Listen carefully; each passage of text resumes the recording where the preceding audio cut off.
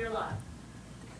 Good morning. It's 9 a.m. Wednesday, July 17th. This is a meeting of the Public Safety Committee. I'd like to call the meeting to order and acknowledge that the press and the public have been duly notified of the meeting in accordance with the Freedom of Information Act.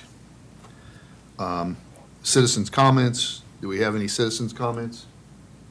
I think you want to speak, right? Yes, So, please. Yeah, you go ahead and take the podium. Amy, is it on? Yes. The mic? Okay. Hi, thank you for letting me speak. I know I sent an email already, so I'll just kind of reiterate what I sent along in the email. If you could identify Ryan- yourself, name and address, please. Sure. Ryan Killian, 219 Forest Trail. My wife and family and I bought the home in 2019 while we were in Atlanta with the intention of it being a rental, and then COVID came, and we all know what happened there, so we decided to take that advantage of that opportunity and renovate and move back.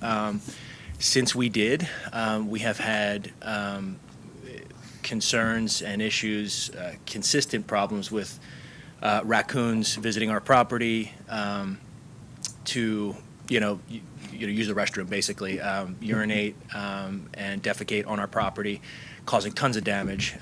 It happened throughout our entire home renovation. We had the contractors having to chase them away. We had to redo, sheathing and floorboards and drywall. Unfortunately, we learned that it was due to our neighbors openly feeding the raccoons on a regular basis, daily basis, which on the surface seemed very innocent, and the raccoons are cute. We completely understand. Our kids like looking at them, but unfortunately it draws them in very close, and it causes them to treat the neighboring property as, as a toilet.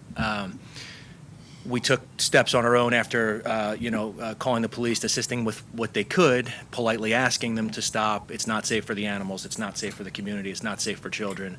And by all accounts, including our own polite attempts to ask them to stop, it was met with indignance and, basically telling us we'll be doing this until we're in the ground.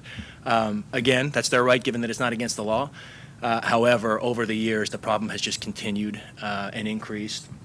As we've done some research, we've continued to learn more, which I'm sure most people know, that the fecal matter and urine from the raccoons is extremely dangerous for children.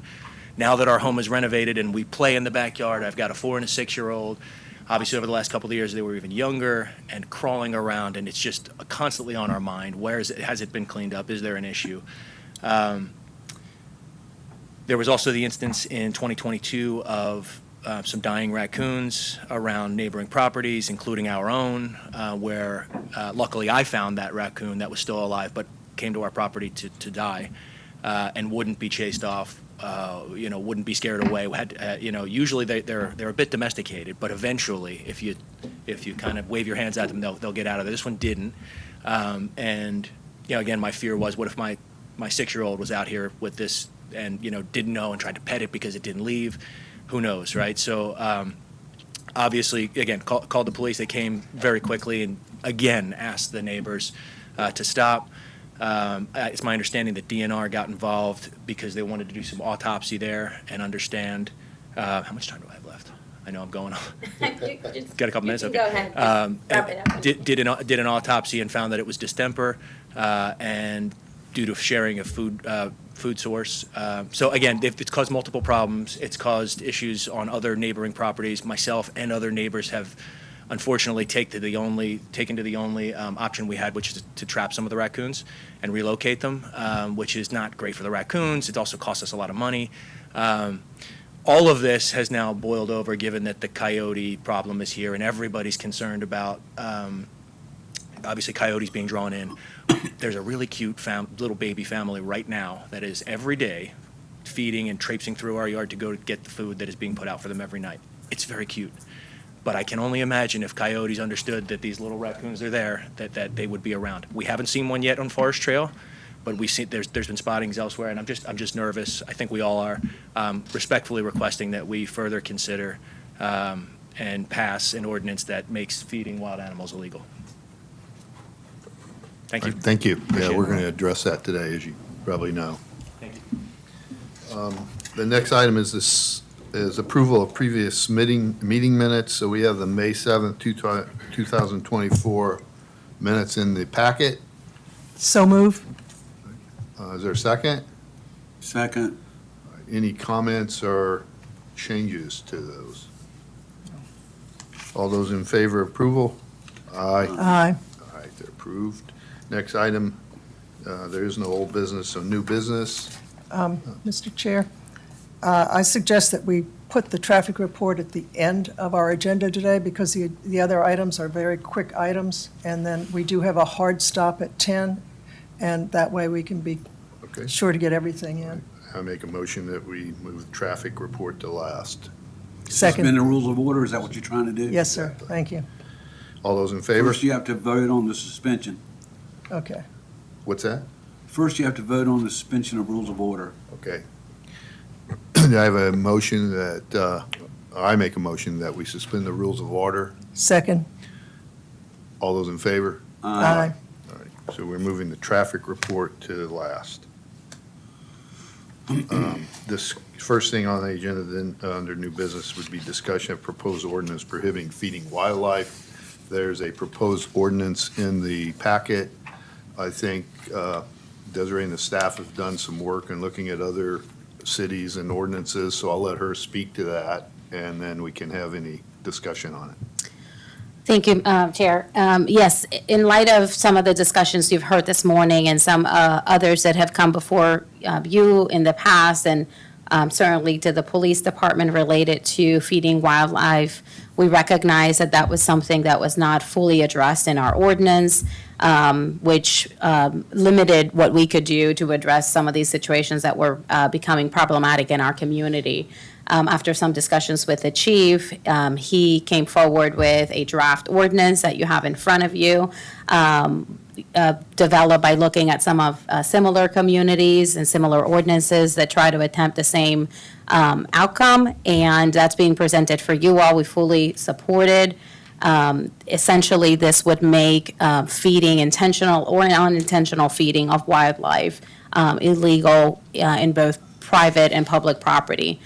Wildlife is defined by the ordinance as any animals that have not been domesticated or tamed and usually living in the natural environment. And there are some specific species and animals that are listed there. But one question that has come up since we put this before you all is whether or not this ordinance would include feeding feral cats. And that's something that I was going to ask the chief to speak on, or whether or not it's broad, the definition was broad enough to include that, or if we should be specific on the definition. The other thing I would say is that I think, while you're on that topic, is birds. Like hummingbirds or bird feeders and those type of things, we should probably have an exception for, I would think, unless it already falls within the guidelines. But that's something that I also had thought about. Yeah, thank you.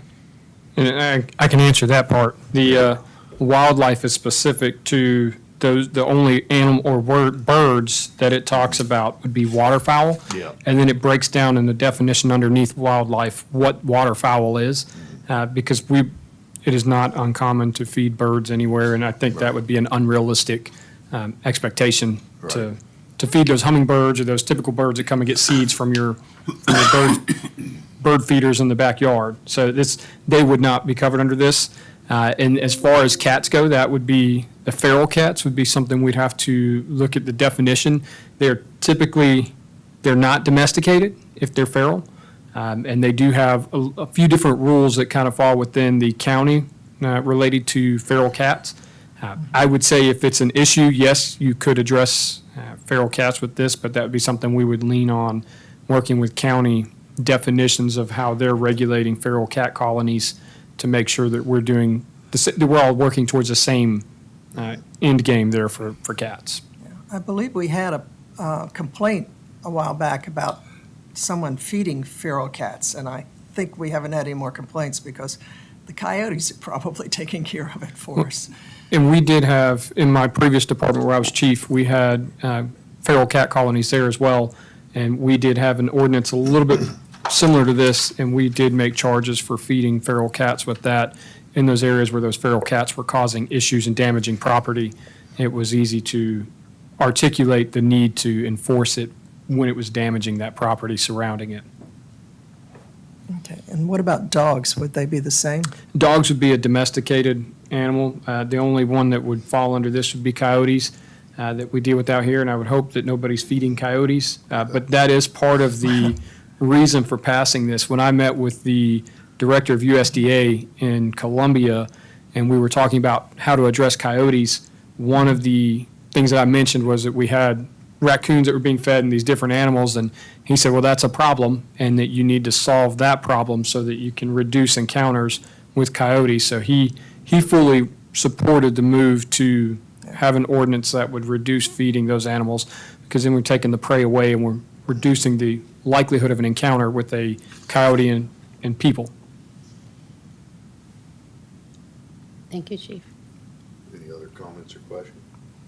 All right, and does this cover, like if you feed your dog in the backyard or something like that, would that stop that, or, I mean, we're discouraging that now. We're discouraging it, but it would not make it illegal to feed your own domesticated pets Okay. In your yard.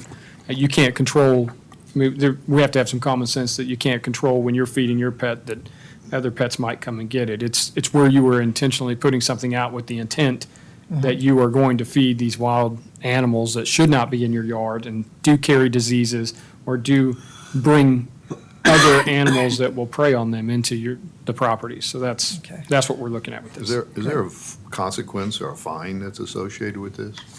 It would fall under the general penalties, which would be the $500 fine and/or 30 days in jail, as written in our general ordinance for penalties. So it would be up to the officer to decide, to write a ticket within that threshold. Okay. All right, so what we want to do is bring this to council and Yes. make a recommendation to bring this to council? Yes, my recommendation is for the committee to recommend this for first reading at the July 23rd meeting. It would be different. We're not having a workshop this month, but it can be still be presented as an ordinance for first reading, and then further discussion at the workshop in August, and then consider ratification at the end of August. And will we be including something about feral animals or not? I think Chief spoke to the fact that feral animals would not be domesticated, so it would be included in the definition of wildlife. Then I won't say anything. Question. When it says feed, does that include water?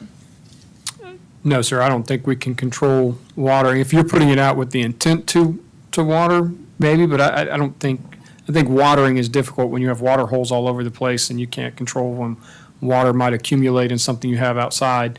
If you have large devices that are maybe gathering water, they might fall under other parts of the other ordinances, like breeding spaces for mosquitoes and those types of things. But no, I don't think we would include water in this. I want to make sure I'm clear on the feral cats.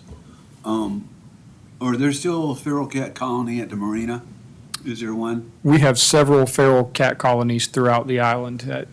I could think of 3 off the top of my head, and the marina would be one of them.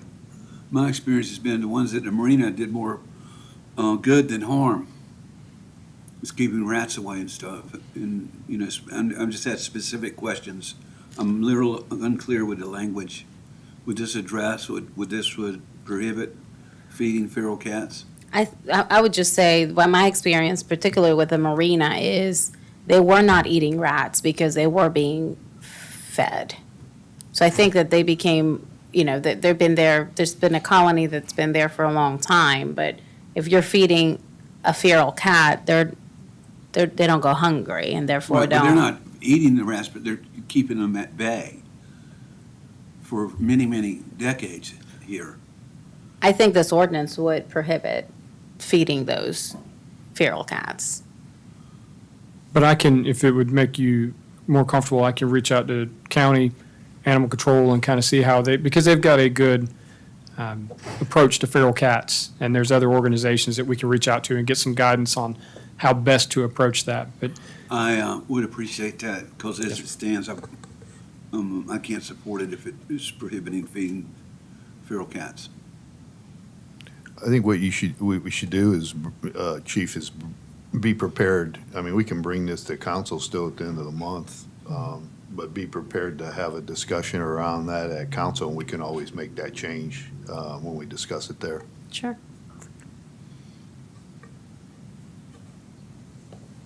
because that will be a concern of some people, I know.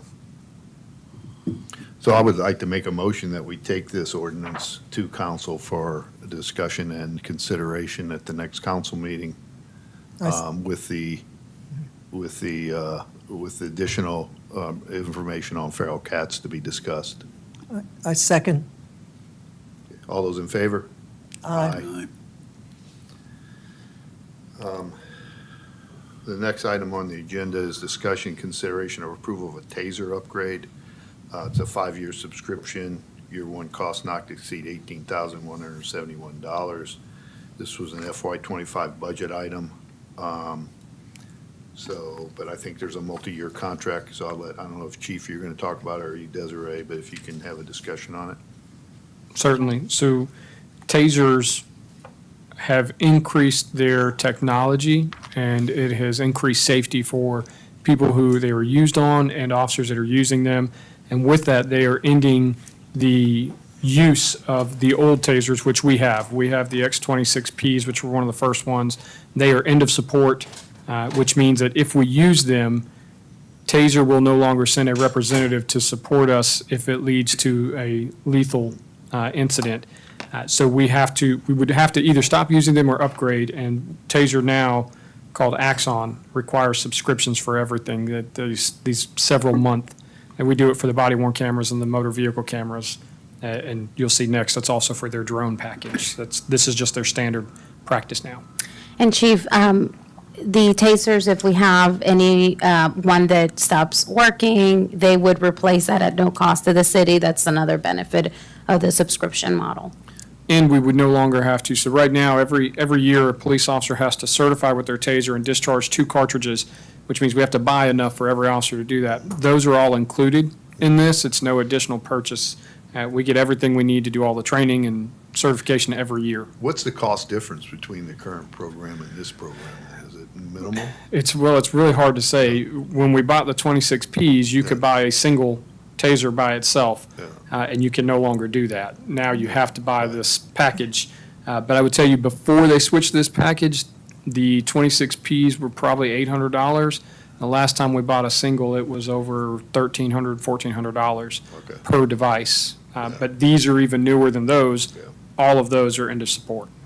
So it's a 5-year, it looks like a 5-year contract. It looks about $17,000 a year. It's laid out. It's in the budget. Why are we bringing it here? Because it's a 5-year? Yes, I have the ability to approve because it's under 25 and it's included in the budget, and it doesn't exceed the total cost by 10% from the estimate that we use when we were developing the budget. But because it's a 5-year commitment, the total amount exceeds that authority approval that I have.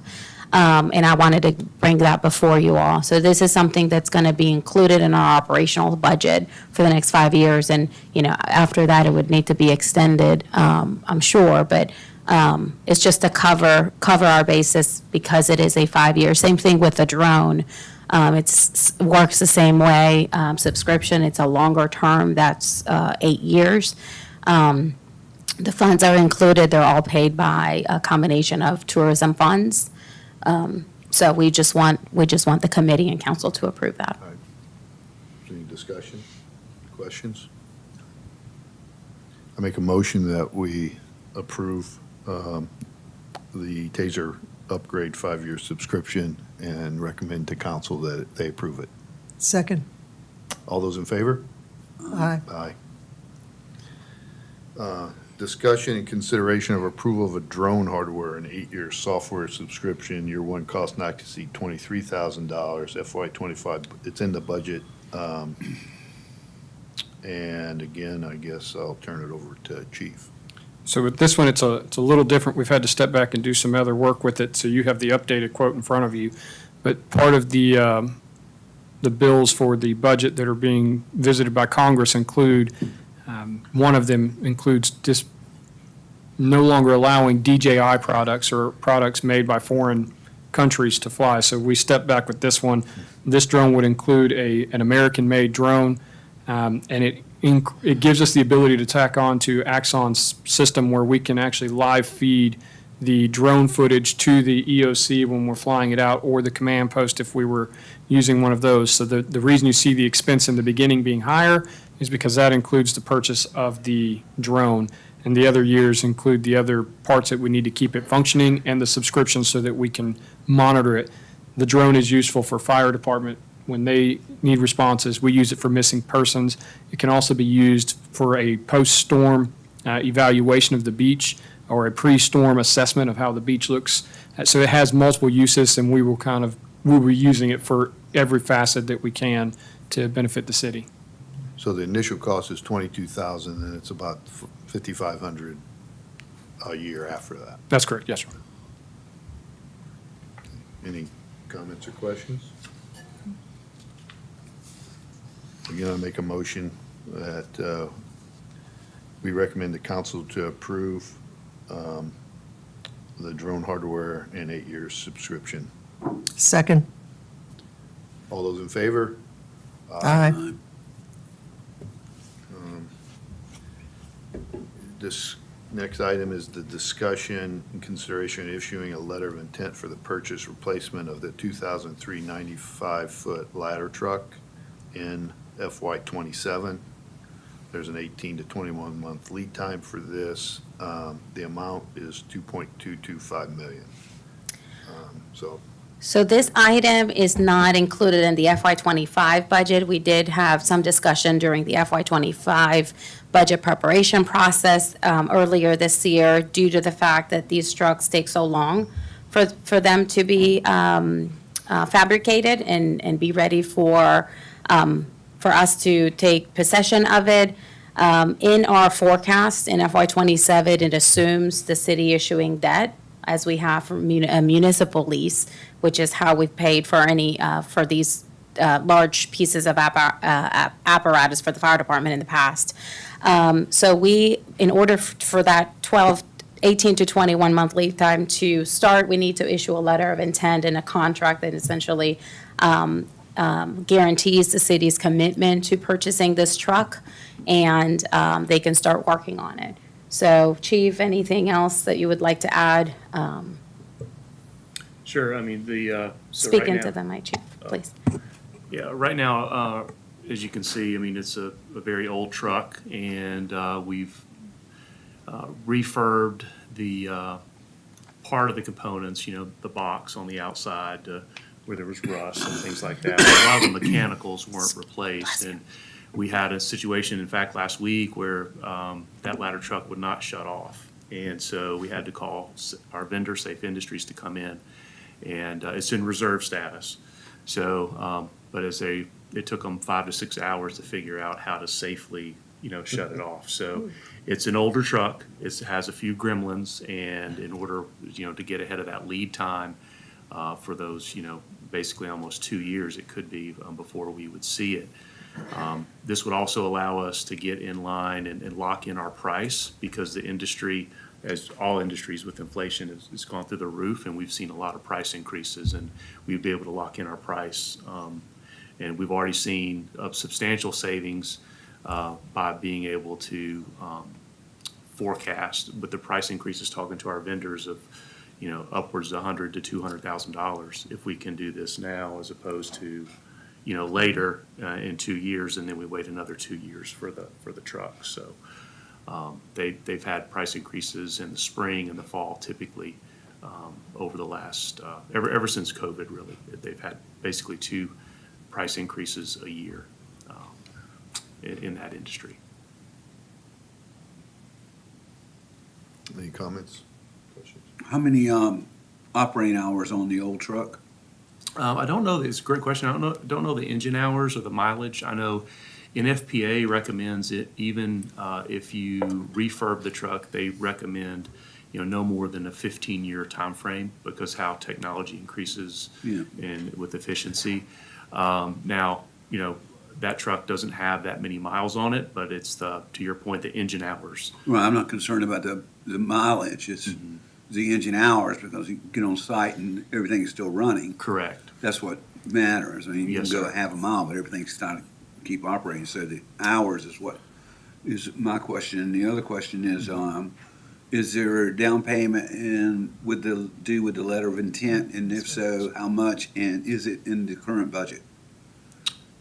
So I confirmed with the contract, but from my review and I'm just scrolling down to it to make sure, but there was no down payment. When we get to a substantial completion near the end, which would be, if it's an 18-month build time, it'd be around month 14 or 15. And then we would have a partial payment, and then we would do the full payment upon when we Okay, accept so it doesn't delivery. affect this year's budget? No, sir. Correct. Okay, thank you. The only question I have is, it does appear that we have a price, but it also appears that they can increase the price with cost over that time period. Of course, it would need to be a change order and agreed to by both parties, but price can go up if their costs go up. And always the risk with, anything that we're doing for that timeframe. But in talking with our vendor, we were very confident that we wouldn't have a substantial price increase if we could go ahead and get in line, because what that does is it secures our spot. And they spec it out. It's just the industry with supply chain and everything has really taken a toll on the industry. And this actually is very quick. Some people are waiting 4 and 5 years for an engine, and even longer for an aerial with certain manufacturers. So, By the time you get it, 5 years later, it means outdated. Most of it. correct, yeah. I have one question is, are we required to have a ladder truck because of the high rises in Wild Dunes? I was under the impression that Wild Dunes originally had, when they were developed, purchased the original truck or whatever, and that there might be some sort of, is there a requirement that is attached to that, or was that just voluntary at the beginning? Wild Dunes, They stopped that off for a long time ago. No, they, they did donate some funds for the purchase of a ladder truck when Fire Station 2, I believe, was Okay. built. That, to my knowledge, was the only time So that it the was- resort has contributed for the purchase of a ladder. ladder or fire truck, or any truck to that matter. But Chief, do you want to address the question about a requirement to have a ladder truck in our community based on our current infrastructure? Sure. Well, so we know we have ISO that comes in to measure us, and so ISO requires certain pieces of apparatus and certain complements in order to maintain certain ratings. And we're a class 1. And so, yes, short answer is yes, it is required by ISO to maintain a class 1 to have that aerial apparatus. You get a certain amount of points for different types of suppression units. Okay. For us, best practice, it's obviously great to have we need an aerial apparatus because of our wind-driven fire potential, and we've seen that in the past. Here on Isle of Palms, the wind can wreak havoc on a fire and have a lot of growth and development.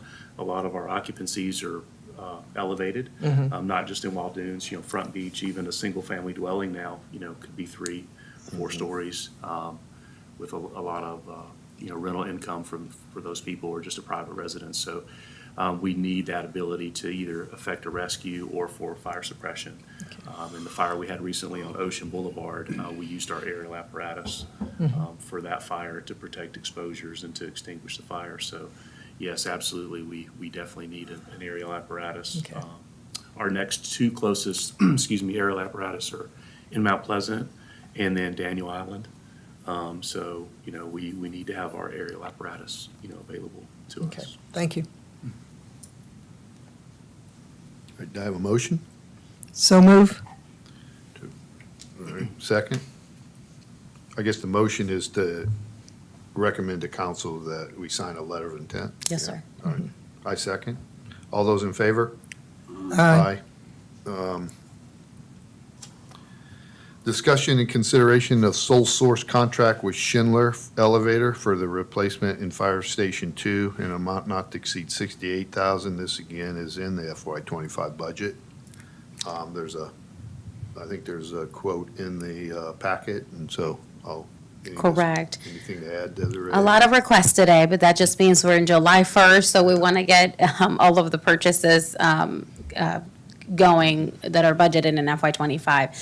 So this is included in the FY '25 budget under the Capital Projects Fund.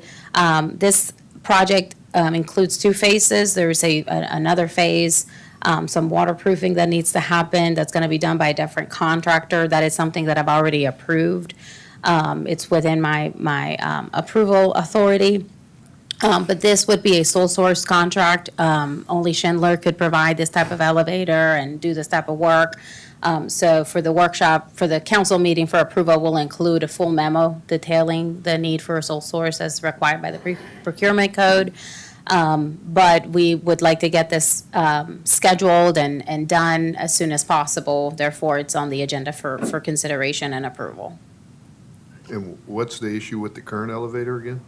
It was damaged due to some flooding that we had at 41st. Part of the reasons why the city went through the outfall project at 41st and piped that ditch and increased the size of that area for stormwater management was because of a critical infrastructure there of the fire station.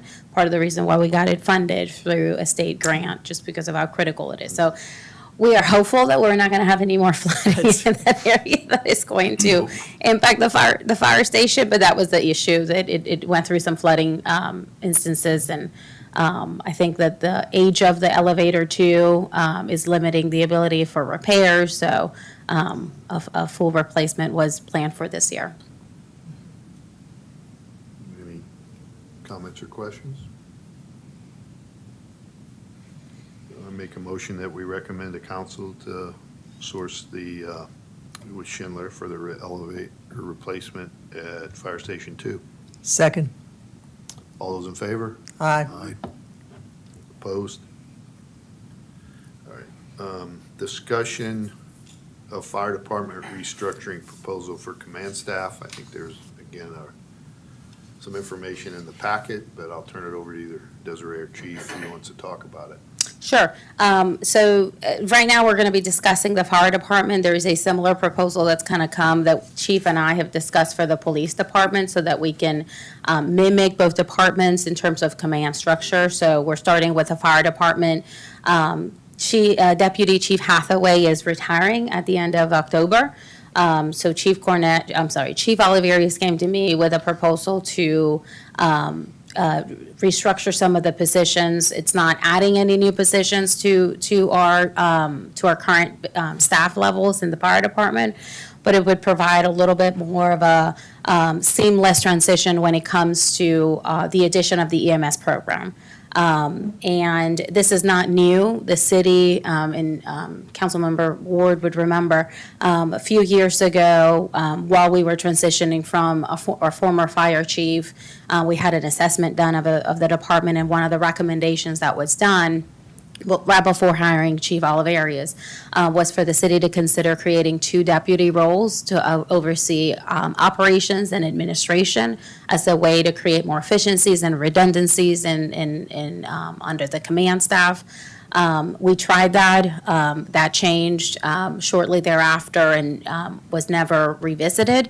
But now that Chief Oliverius is on board, we've made some really good hires. We're almost fully staffed. We're still looking for 3 paramedics, but using the opportunity of this retirement allows us to make these changes, and something that Chief and I have discussed at length, and we believe that it'll be an improvement to the operations of the department. So Chief, do you want to go into any more detail? I mean, that was basically it in a nutshell. I mean, it increases our efficiency. It allows just for our structure to be a little more fluid, and I think we'll see a lot of opportunity for us to get better in a lot of areas where we're so specialized now with fire, with medical, with water, with all our disciplines. This will really help us be more effective in our management, our leadership, and just our overall how we attack things budgetarily. And so, for example, the deputy chief of, fire operations, he's going to be able to be focused on, for example, like the ladder truck, making sure, because that's his ball of wax operationally. So if has a seat at the table budgetarily for that, I think it'll be more efficient for us because they'll be right there, boots on the ground with it. Right now, our structure is a little more fragmented. It doesn't allow for that ownership, as an example. So I think even we'll see impacts, in our departments that, we didn't realize in the past because somebody will be in charge of that or facilitating whatever that discipline is from the inception, from the beginning to the end. And I think it'll be very, very helpful. So in your packet, we've included a proposed organizational chart. I forgot to include the current one, so you can compare existing to proposed. But essentially, you'll have the fire chief who reports to the city administrator. Then under the fire chief, you'll have two deputy chiefs, one for fire operations and another deputy chief for special operations and EMS. EMS would be, the deputy chief for special operations would be directly supervising our medical control physicians, fire marshal, and the administrative specialist, and the deputy chief of fire operations would directly supervise the 3 battalion chiefs. So the deputy chief of special ops and EMS wouldn't have the paramedics under them, just the medical control physicians? Correct. Yeah. So they'll, back on the, a couple of pages before, it details just at a high level their individual responsibilities. And so special ops would be, EMS would be the paramedic program, part of their purview. That'd be their supervisory piece. But the actual paramedics wouldn't report to them, according to the org chart at least. I mean, So, so the battalion chiefs, yes, Yeah. report to the deputy chief of fire operations. Right. But we have a lot of continuing education that has to take place along with the medical control physicians. So there's a lot of synergy and communication between, both positions. But yes, as it lays out for span of control, the deputy fire chief, like you said, you have the 3 battalions and underneath them. And then the deputy chief of special ops has the admin, the fire marshal, and the medical control physicians. I see.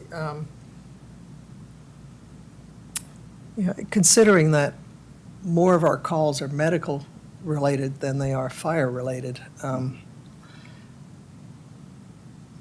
think this is a good start, but maybe we definitely need to make sure that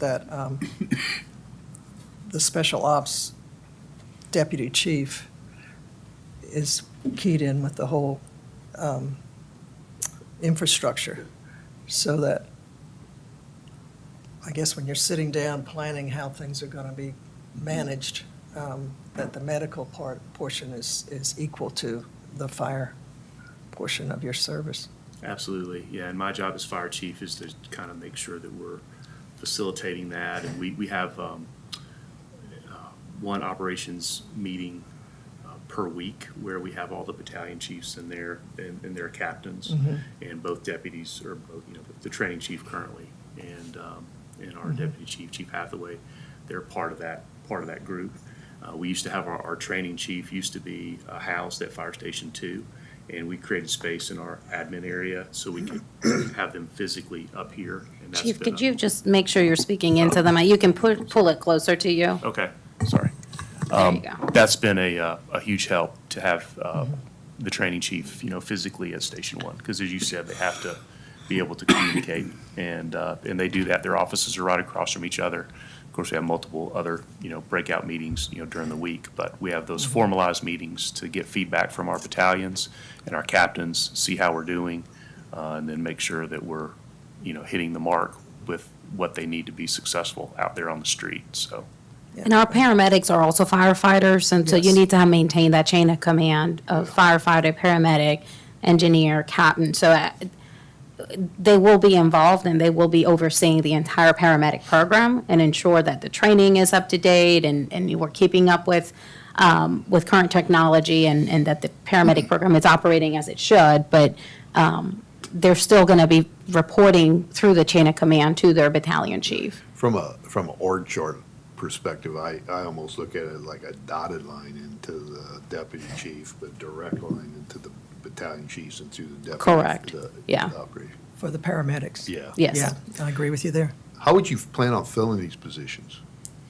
So we hope to, once we get approval, we hope to advertise as soon as we can internally. I think we have some internal candidates that would do a phenomenal job, and see if we have what we have in a 2-week timeframe, how many applications we have. And we look to have an outside assessment board. Chief Hathaway is at the chiefs meeting today in North Charleston, and he's talking with those operations chiefs to say, hey, we're going to have an opportunity. We'd love to have you, sit on our panel, and there's a lot of value there to have outside assessors come in. And so we want to have this done, late August, early September, if not before.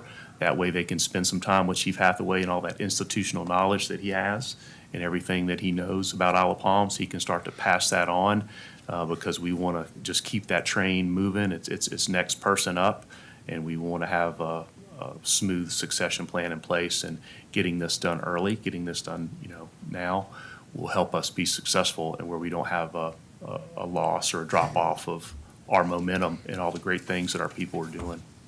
And this is also a unique opportunity for upward mobility and promotions for within internal staff. That's something that we're challenged with just by being a smaller department.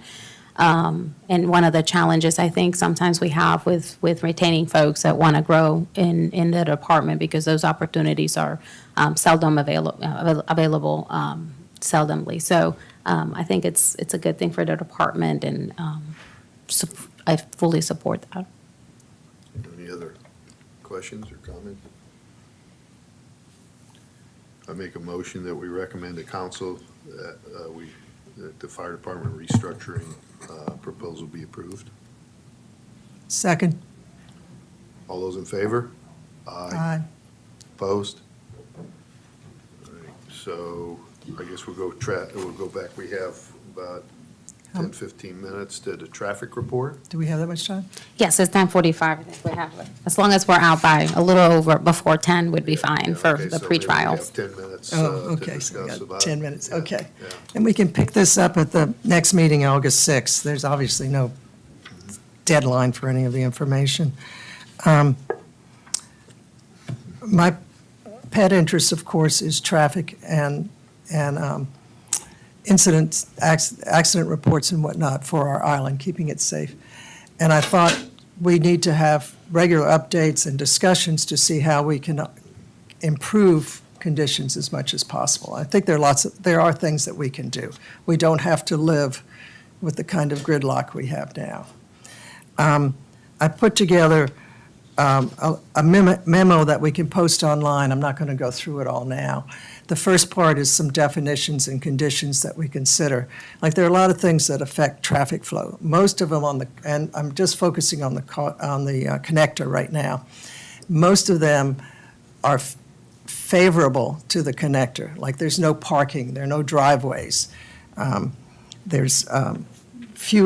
have few heavy trucks, and in assigning capacity to roads, you look at just the large trucks, the 18-wheeler type of trucks, not step vans or pickup trucks or anything like that. Those count as regular in the category like automobile.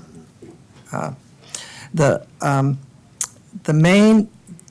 biggest factors in affecting and determining what our capacity is and measuring it so that we can go to South Carolina DOT or whatever and make our case if we think changes need to be made are two things. One is the capacity of a 2-lane road, which is theoretically at about 24,000 vehicles a day for the throughput roadway. But the most limiting factor for us is the intersections at either end of the connector.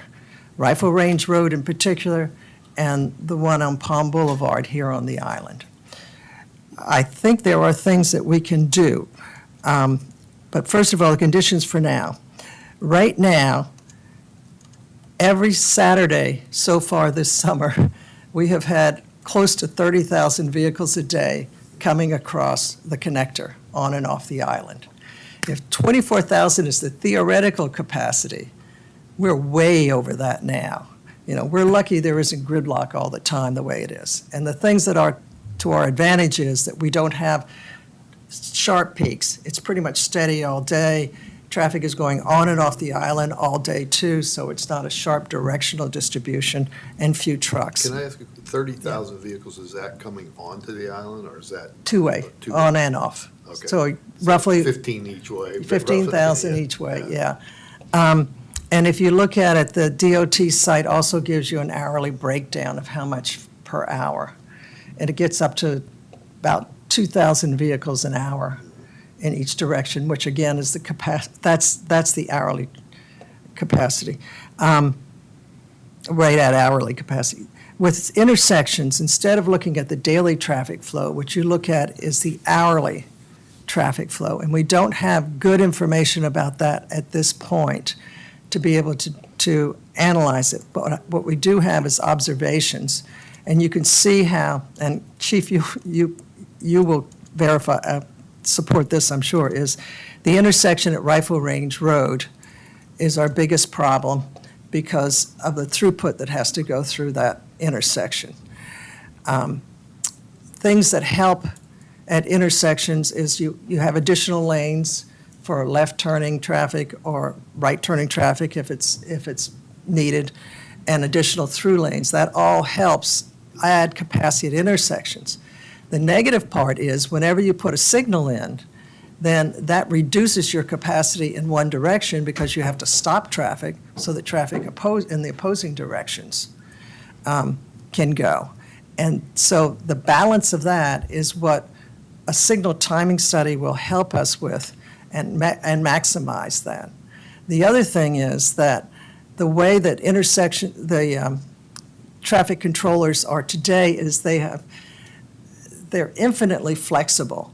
So on that rainy Saturday afternoon when we have the thunderstorm at 3 o'clock and everybody leaves the beach at the same time and it takes more than an hour to get off the island, we could have a special emergency type of signal